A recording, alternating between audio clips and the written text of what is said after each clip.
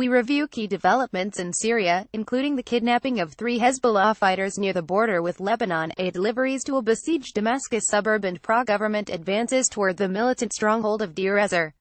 A former Syrian affiliate of al-Qaeda said Sunday that it had kidnapped 3 Hezbollah fighters along the Lebanon-Syrian border, the Associated Press reported. Jabhat Fatah al-Sham made the announcement one day after the Lebanese militia said one of its groups had gone missing in the Arsa border region and 3 days after it agreed to a local ceasefire agreement with Hezbollah following a week of fighting on the Lebanese-Syrian frontier. Thursday's ceasefire agreement grants refugees and remaining fighters from Jabhat Fatah al-Sham safe passage from the Syrian border to rebel-held Idlib province, leaving control of this corner of the border to Hezbollah, the Lebanese army and the Syrian government. According to Reuters, 8,000 people have registered to leave the Lebanese border region near Arsil for a rebel-held area of Syria as part of the deal.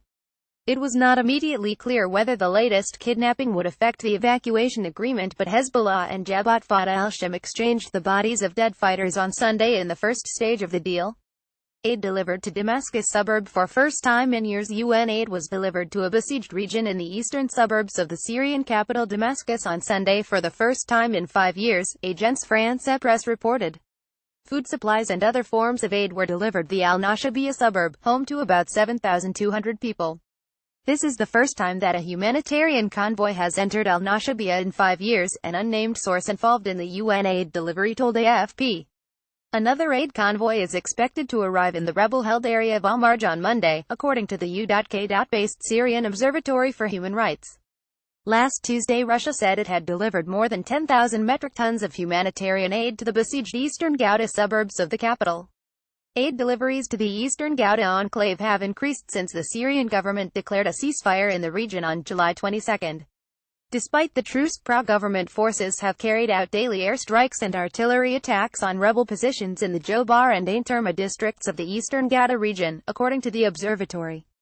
The War Monitor said that at least 6 airstrikes and 20 rockets targeted the 2 neighborhoods on Sunday. Syrian army advances in Deir Ezzor. Pro-government forces reached the edge of the last major town held by so-called Islamic State ISIS in Homs province on Saturday as part of their push toward the militant stronghold of Deir Ezzor, Reuters reported.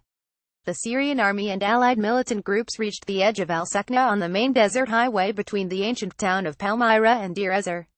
The advance has brought the Sakna gas field and the heights above the town within the range of the Syrian army's fire, Reuters cited a Hezbollah media unit as saying.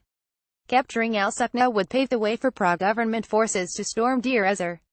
The city is one of the last major ISIS strongholds in Syria, but contains a small besieged government enclave. Recommended reads.